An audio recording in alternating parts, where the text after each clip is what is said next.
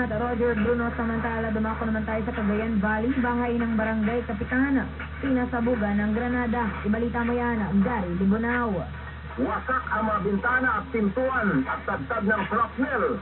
Ang pader ng bahay ng isang barangay captain sa barangay San Lorenzo, Bugay, Cagayan matapos hagisan at pasabugan ng isang hand grenade ng mga armadong riding in tandem ayon sa ulat ng Bugay PNP Station kay PNP Provincial Director Senior Superintendent Ronaldo Olay. Pawang ligtas naman at walang tinamong sugat at pinsala ang biktimang si Pedro S. Gallardo, punong barangay ng San Lorenzo, at ang buong pamilya nito na nooy nasa kasarapan ng tulog sa kanilang mga kwarto ayon sa investigator on case na nakasamsambing ng mga parte ng sa umanong fragmented grenade sa bakuran ng mga biktima. Nagbigay naman ng kasiyakan ng pamunuan ng PNP Provincial Office na walang halong politika ang insidente ng pagpapasabog at ikinawin ito sa anitan umano sa pagitan ng barangay Pizza at Babalita.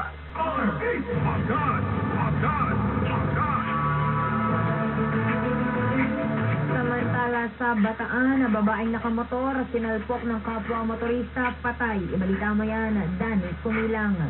Patay ang isang babae na nakasinggil motor matapos banggain ito ng kapwa niya rin nakasinggil motor sa kabaan ng Sapa, Kalakiman, Barangay Sapa, Samal, Bataan. Sinilala ang biktima na si Luwayway Herrera na residente ito ng Sitio Adamson, Barangay Grupo, Samal. Sa report, sakay ang biktima ng kanyang singgil motor at binakdalibay nito ang natural lugar ng bigyan sa alpukin nito ng isa sa espiritu.